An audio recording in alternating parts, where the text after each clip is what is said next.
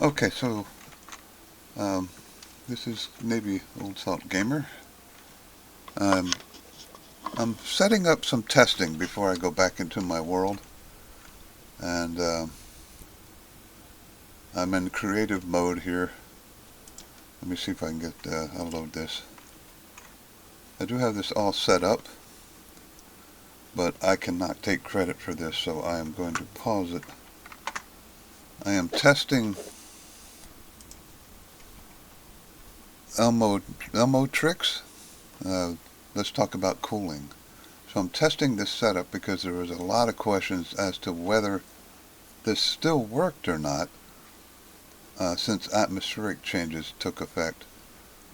And I wanted to test it before I invested a lot of uh, ores and stuff into this in my real game, and found out it didn't work. So this is, go back into my game here.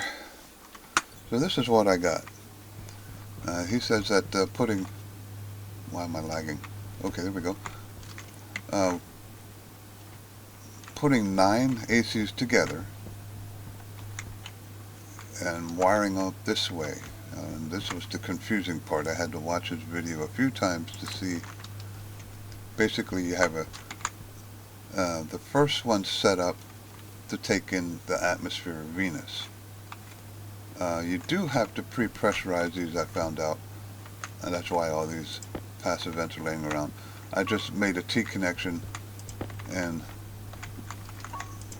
hooked passive vents to every one of them, and yes, even in creative mode, you get lectured. It drives you crazy. One thing in creative mode, toss your tanks. See that crater? That was an oxygen tank. Look at that crater.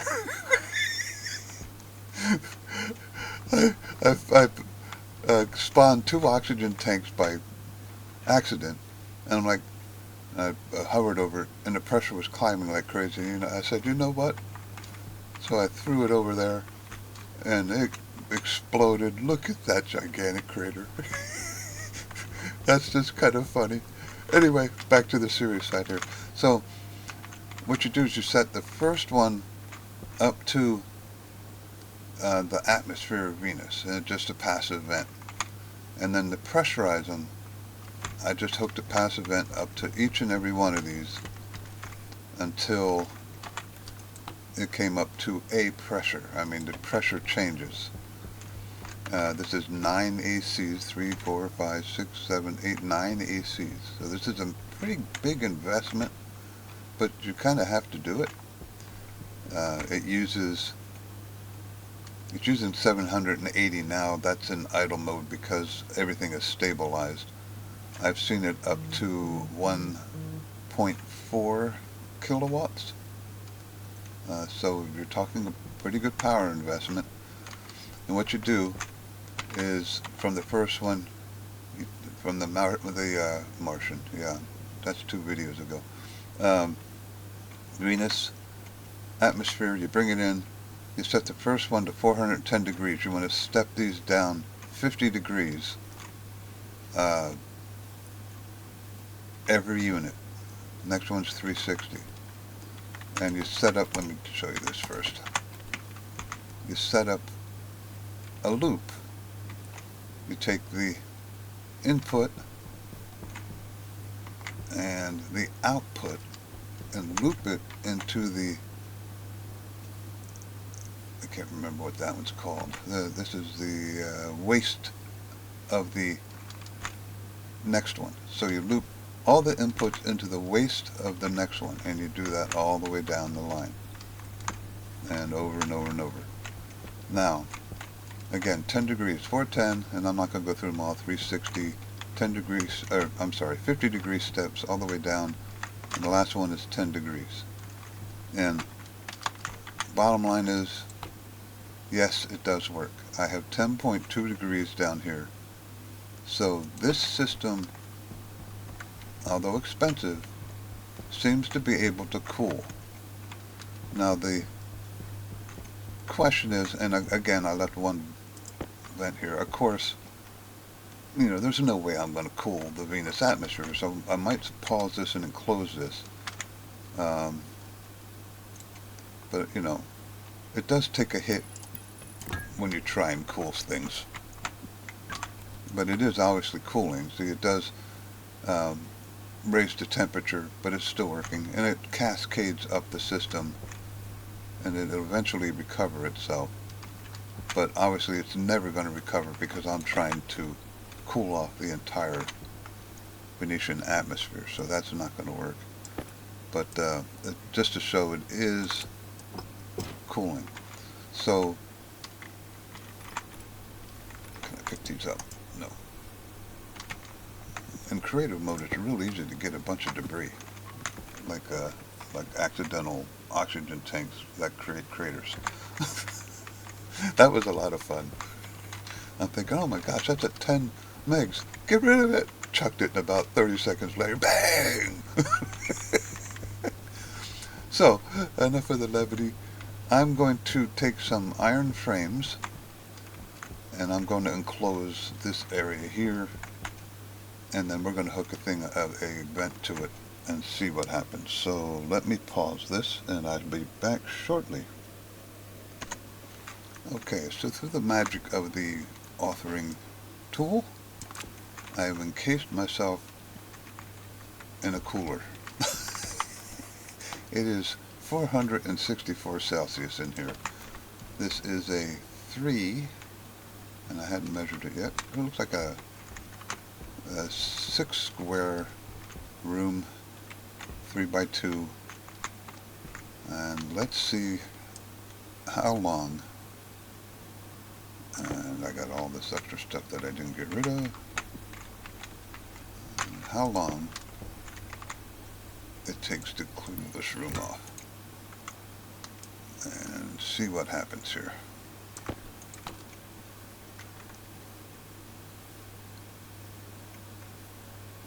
It's going to take a little while, apparently.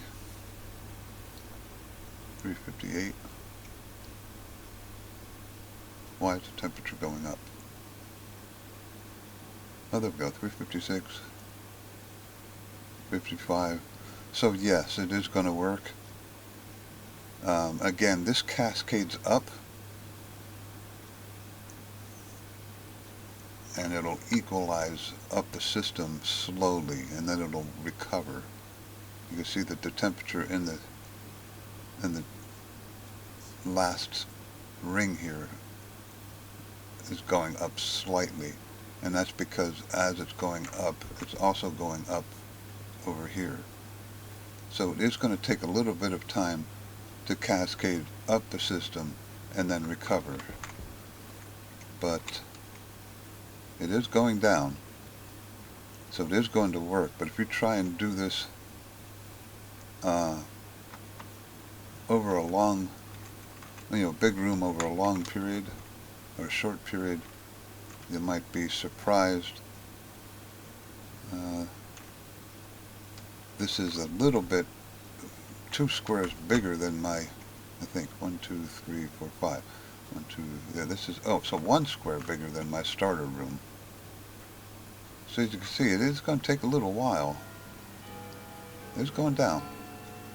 It's not going to be an instantaneous thing, but you know what? It's working. And I don't know if I'm doing this the 100% efficient way. Pressures, I just use the outside pressure of Venus. Now, after I loaded the pressure in the pipes from the Venus air, this cooled off almost immediately before I put the vent on it. So it did cool it down really fast. And I am getting ground here now. That's a good sign. The temperature, now that it's cascaded up, it is starting to come down on this end a little quicker. And we still are getting ground, 33, 32.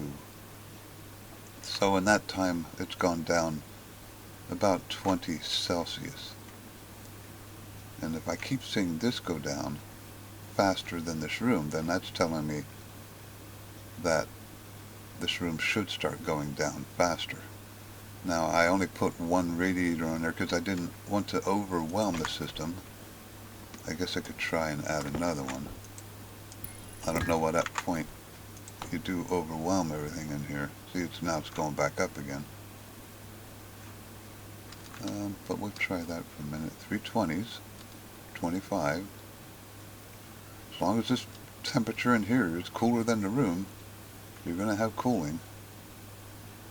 It's still fighting to recover from that. There, it's going back down. So, again, I might stop this and see how long it takes. I'll time it, but I do not want to take credit for this. I want to make sure everybody knows I am using Elmotrix's system. He has other systems in here. This is the least expensive one to build. You know, if you want to call it that way, 9 ACs and a bunch of insulated pipe. Probably, well, let's find out.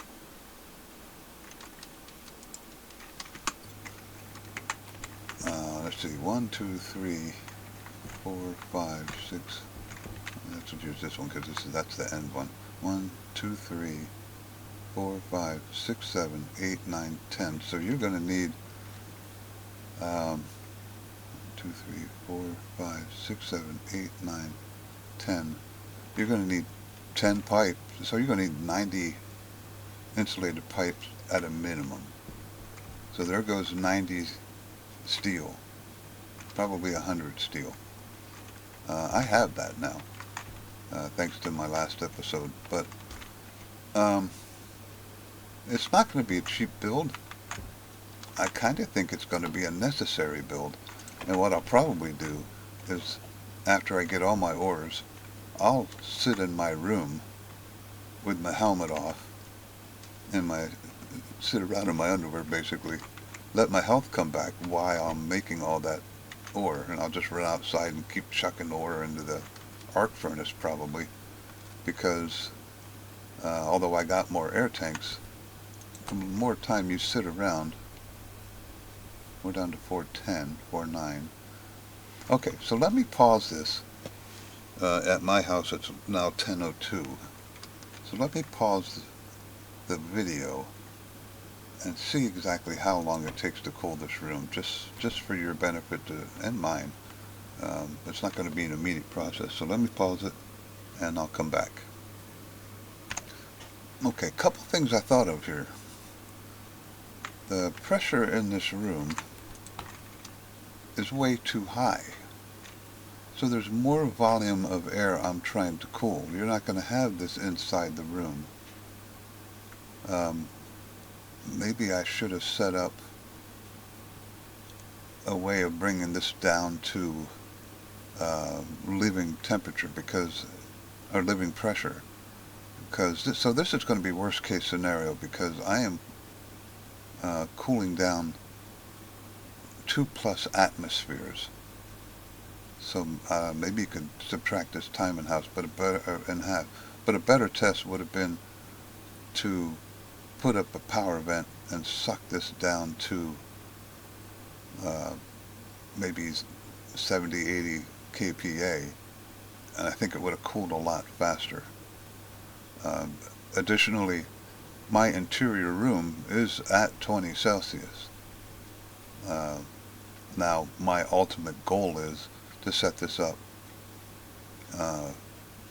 in a separate room, maybe two rooms, and cool off the gases that I have stored in those tanks and put them in an atmospheric system, and create oxygen reserves. And CO2 on Vulcan is nothing. You can get that out of the air, but clean CO2 reserves, let's put it that way, because you can see nitrogen's not a problem, and that's a pretty minuscule amount of pollutant. Plants would grow with that. You could breathe with that. It wouldn't kill you. Probably wouldn't even hurt you. So, again, I just wanted to stop this to let you know I am heating more volume of air or cooling more volume of air than really necessary. So, Let me pause this again, and we'll count this as a worst case scenario if you have to, for some reason, use atmospheric pressures, although it would have been pretty easy. I could almost do it. Pop one of these walls out and start this part over again at regular atmospheric pressure. But you can see this is definitely recovered.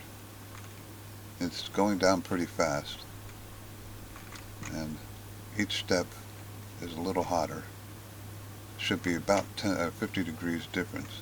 306, yeah, roughly 50 degrees. So the system does work. 304, 360.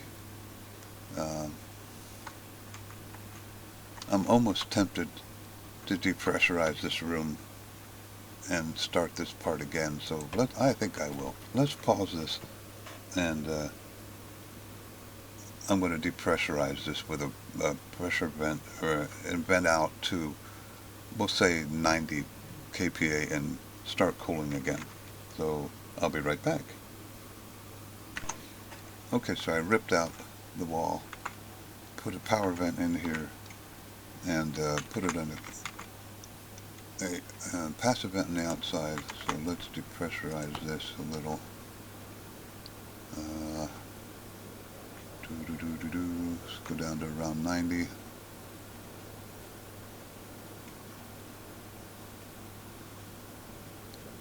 You see the temperature's right back up to where Venus starts at.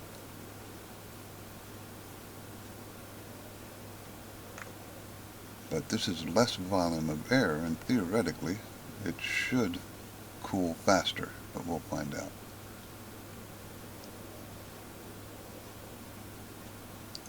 Alright, so maybe now, let's see what it stabilizes at. There you go, 88, that'll work. Alright, so obviously that's back down to temperature because I took the vents off. I'm going to put two vents right back on it, and we'll see if it improves because there's less atmosphere in here to do. Chuck that away.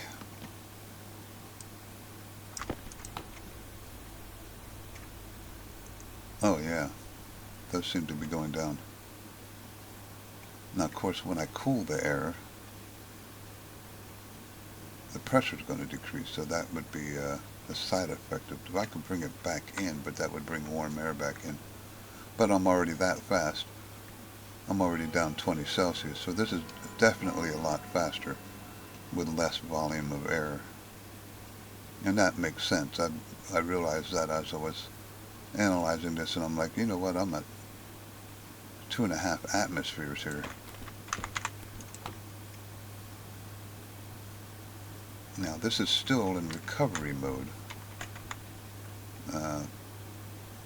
See, that temperature is still going up, so it's still cascading up the chain. What it does is, what it looks like to me is it cascades up, stabilizes, and then cascades back down. So it's going to take a couple seconds, but even with that, this temperature is still going up also, so I haven't fully recovered yet, but it should stabilize here. And I'm already down to 400. I say that like that's, you know, a walk in the park. Still going up, which is an okay thing. Eventually this should stop and start going back down. 419, 420, so it's still exchanging up the chain. There we go, 422, 421. So now it's starting to come back. It's reached equilibrium and it's starting to come back down. There we go. So now this should start going down faster. And now it is 10:15, so I'm going to pause this and we're going to see how long it takes to bring a room at regular atmosphere to a living temperature. So let me pause this again and I'll be right back. Okay, so it's been about 15 minutes and I am approaching, I'm going to try it. I could probably open my helmet now. Let's see if it hollers at me. Where's my helmet? Now let's get rid of that. There it is. Unlock, open. There we go. Breathable atmosphere, not hollering at me. The pressure's gone down quite a bit. And as you can see, if you watch this, this is going a little spastic on this end. That's because now the cascade is going in reverse. It's saying I don't need to cool this much. So this will stabilize once everything stabilizes in here. But 40 degrees, you can breathe. Took 16 minutes roughly for a 6x6 room. Now the big test, and this should, I don't know how, this might be too much pressure, but I'm just going to go ahead and do this anyway. This is what I want to do. I want to vent my gases in here. This should be cooler, I think. Temperature high. Nope, maybe not. What did that do to the pressure? Didn't do much to the pressure. It only raised the temperature a little bit. So I can start venting my overfull tanks in this room and cooling off the gases. Now I got to be careful. I don't have much oxygen in here. So most of that air in there was carbon dioxide. So I'll have to be careful that the air I'm doing is still breathable. Obviously in real life, 85% carbon dioxide would probably kill you, but not in Staioneers. It may, I got this on yet. Let's see what happens if I turn that off. Nope, not hollering at me. And it didn't do a whole lot of damage to the temperature. That is still kind of acting spastic, cascading in reverse. This one back here I think is a little more stable, and as you go up, it's reversing the, these are probably on the far end starting to shut off because it's not needed as much or idle down. And you can look at these and you can see I'm cooling right now because of this way the system that he has set up. I'm almost at 100% efficiency. So yes, it works. There's my wrench. I couldn't find it. I had to make another one. But definitely cools the air down. I can bring, maybe I'll leave it at 20 and it'll cool down even faster. And then I'll bring my 4, I think, tanks that I got, old waste tanks, dump them in here. Maybe an oxygen tank just in case. But the big problem, like I said, the issue with this, it is an initial investment. You're going to need 90, I would say probably more like 100 insulated pipes. The atmospherics, oh,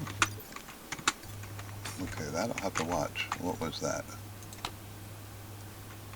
No liquid in there.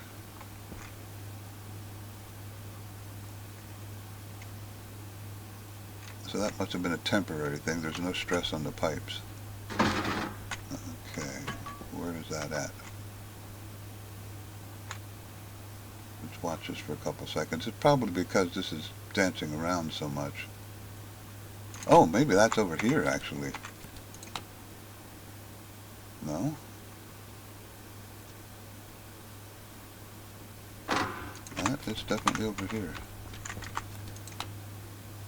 There's no stress on the pipes. There's probably the extreme changes. See if I can catch one.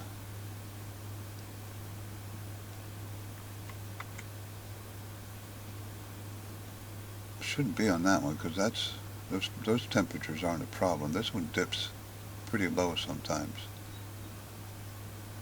Minus 14, minus 10. It should become less of an issue. It's just trying to scare me. And you see the temperature at this point is starting to go down slower, but that's okay. I'm not worried about that. Not in here, is it? No. I didn't catch that. I don't know where that issue is. Pressures are good. Temperature's good. No liquid. It's got to be in this one. Minus 8. Nothing freezes at minus 8. Maybe I need to take one of these off.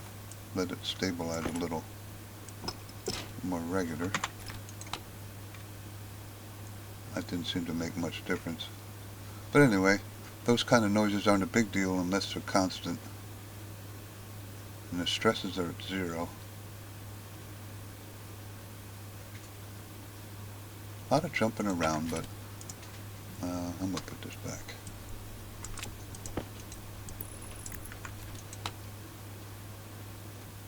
Didn't seem to make much difference. So that's just the system restabilizing. I don't think that's anything to be overly concerned about. Probably this jumping down to a unreasonably low temperature while it's adjusting back. I'm at 35.8.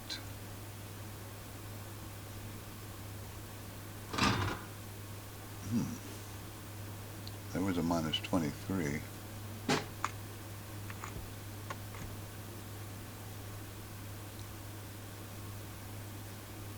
I'm just curious what's causing that.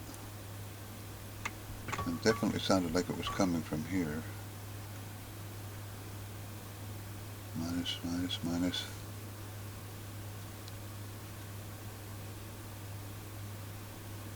You can almost hear this one cycling between idle and I can. One of these is cycling between idle and on. Because see, this one I think is set for 60.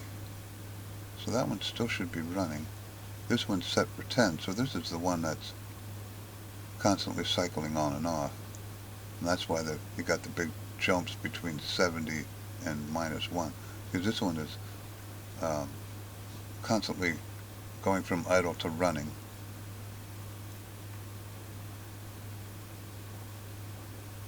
Okay. I'm not too worried about that sound.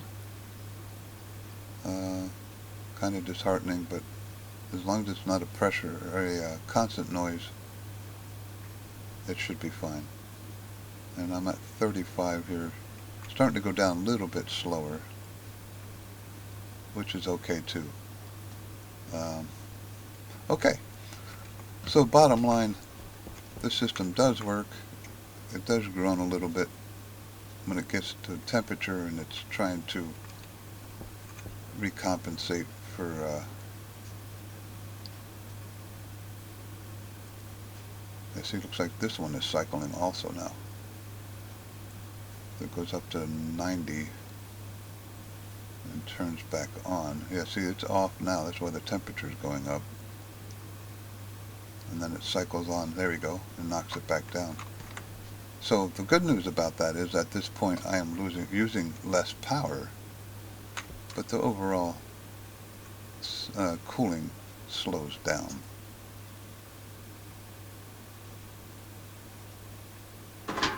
Stop that. Minus 17. It probably spiked to a crazily low number. I don't remember what these things freeze at. Pollutants, probably the first thing to turn into liquid. Last thing I want to do is put a liquid bleed in here. As you can see, this is turning off and on like every tick.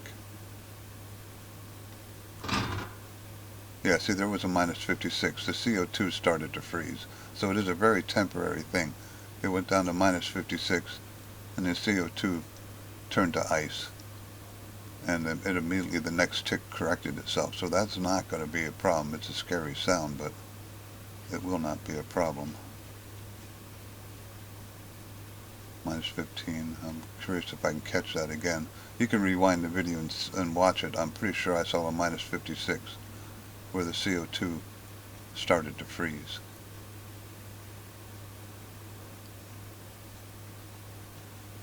There's a minus 10.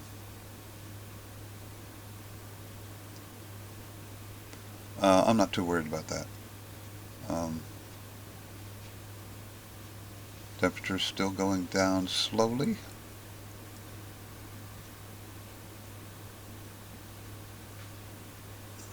.1. It's gone down quite a bit slower now. It should not be coming back up. But it's going to take a while to equalize.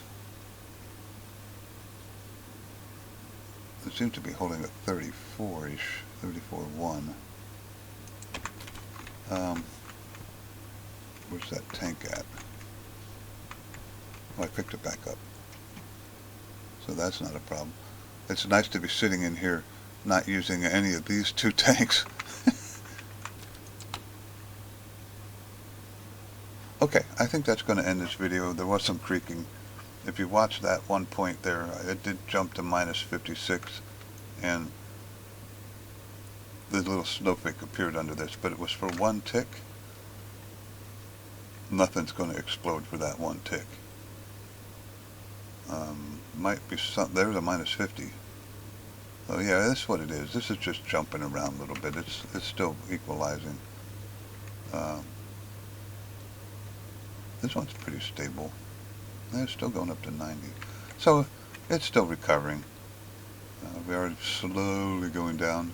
33.9-ish now. Okay, so again, I can't stress this enough. I am not taking credit for this system. He also has more efficient systems for the long term, but with the immediate investment I'm going to need, this was the easiest and the one that seemed the best. So I highly recommend you go to Elmotrix. I should subscribe. No reason I shouldn't do that. And like it. I wish everybody would do that. It means a lot to people when they put all these work into these videos, subscribing and liking.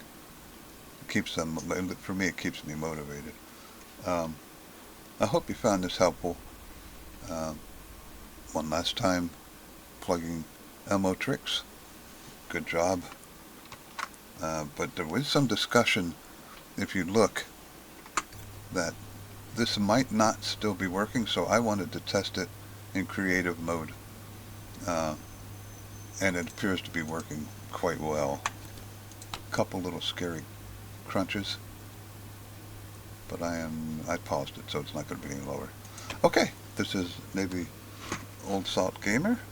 Please subscribe and like, and you have a good day. Now it'll be a couple days. I'm going to be for my next Venus video, because I'm going to have to do a whole ton of mining, and I'm not going to do any more mining around my base.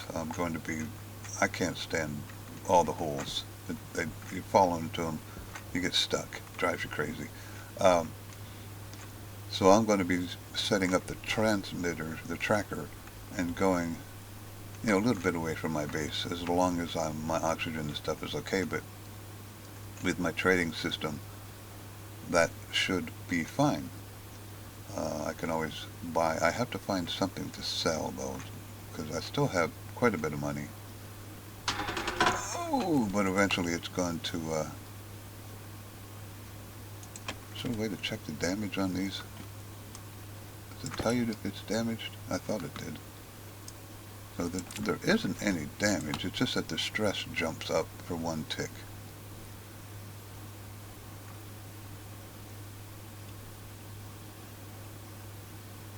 I don't think it's anything to worry about. Maybe something you got to keep an eye on, but I did take one of the vents off. It's still going down. I did take one of the vents off to see if that made a difference, but it doesn't appear to. Anyway, one tick crunching, I don't think there's anything to worry about. Again, Navy Old Salt Gamer, like and subscribe, and I'll see you in a couple days while I make all the ores I have to make to get this system completed. And I'm going to be spending a lot of time in my tiny little cell, my little chamber. I'm going to try and get rid of, I don't know if you remember from the last video, I had the new hygiene stuff was all red. I know that affects how much you have to eat and how much you have to drink, and that's pretty important, especially drinking on Venus. So I'm going to do my best to run out, throw ores in, run back in, and the worst part will be the mining. But I do have, I think, 4 tanks of oxygen that I purchased through trading. I'll probably just use the arc, or the arc furnace. I want to save those tanks of volatiles in case I need them. I don't mind using the electric, it takes a little more time. But other than that, maybe in a couple days I'll have the system up and running in my base. Then I can slowly knock walls out and expand out. That's going to be interesting in its own right. I'll have to set up atmospherics at least to suck excess carbon monoxide out, or CO2, I'm sorry, and maybe flood a little bit of oxygen back in. I don't know. But you have a good one. I hope you found this worthwhile. Thanks.